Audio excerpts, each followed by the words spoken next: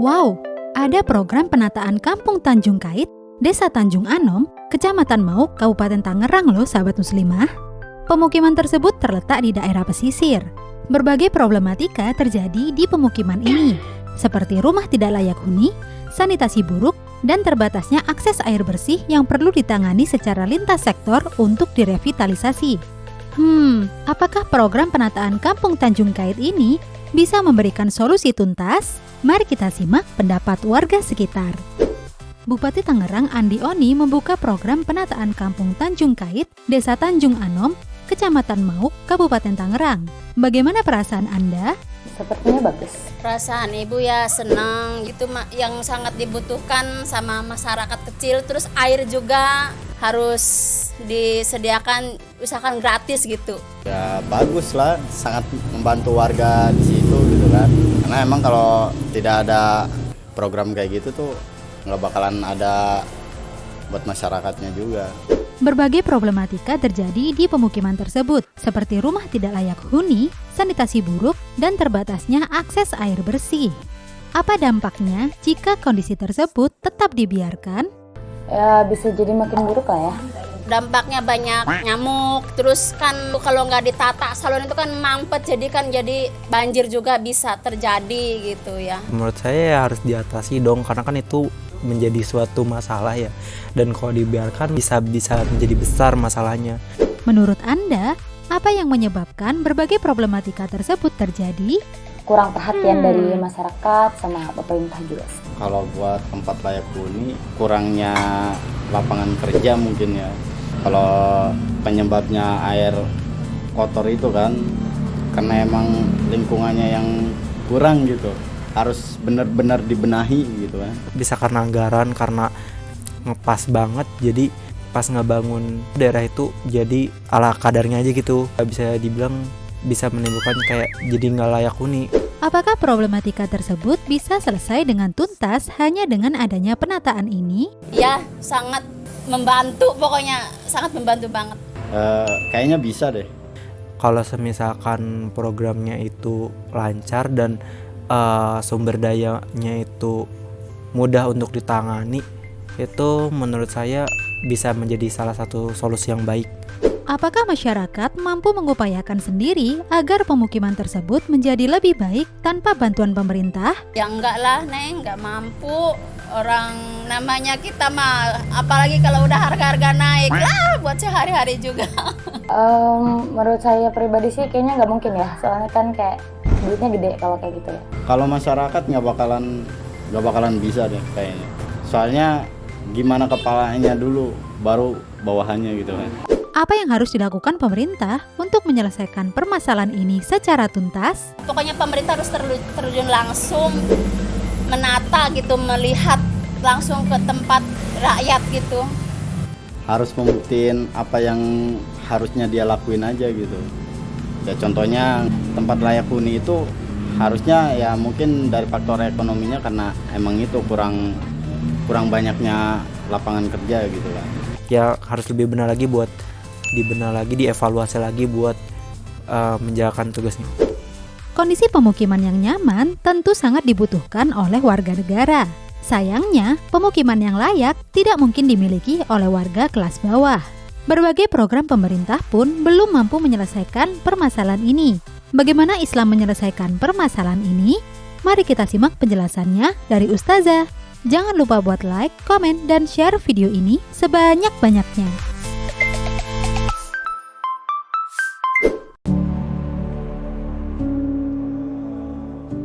Sahabat muslimah, adanya fakta perkampungan dengan rumah tidak layak huni, sanitasi buruk, dan terbatasnya akses air bersih, bahkan tetap dibiarkannya hal tersebut menunjukkan gagalnya pemerintah dalam menjamin kebutuhan papan rakyat secara layak. Semua ini adalah akibat tata kelola di bawah penerapan sistem kapitalisme sekuler.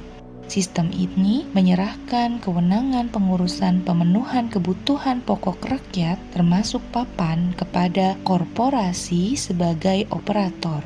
Sementara itu, negara hanya menjadi regulator atau pembuat aturan yang mengurusi kepentingan korporasi. Di sisi lain, negara gagal menjamin kesejahteraan rakyatnya. Perkampungan kumuh sejatinya disebabkan salah satunya dari ketidakmampuan rakyat membangun rumah yang layak karena kurangnya penghasilan. Solusi penataan kampung juga merupakan solusi setengah hati sebab rakyat tetap harus membayar sewa rumah yang lebih mahal. Dan lokasi pembangunan kampung biasanya jauh dari akses ekonomi.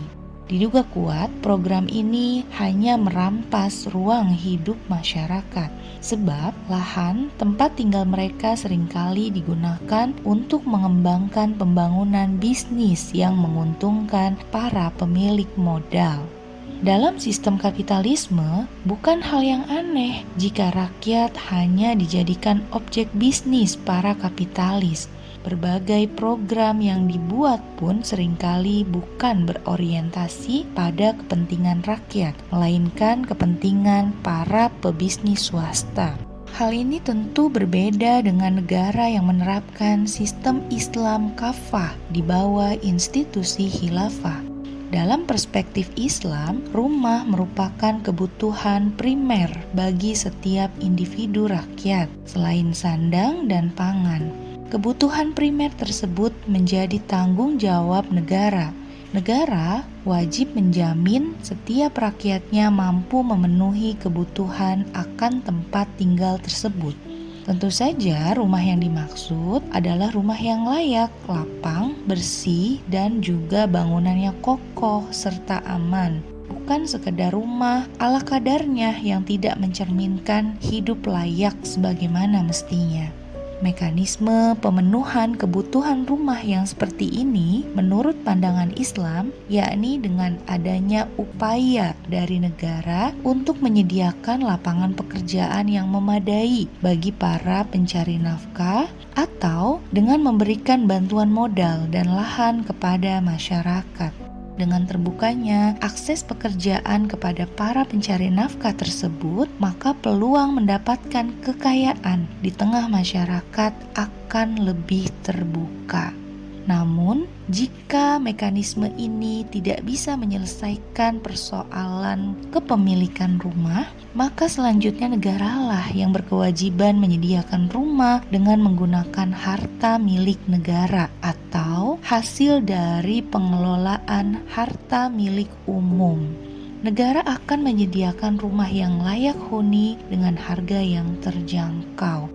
Regulasi Islam dan kebijakan khalifah juga akan lebih memudahkan seseorang dalam memiliki rumah.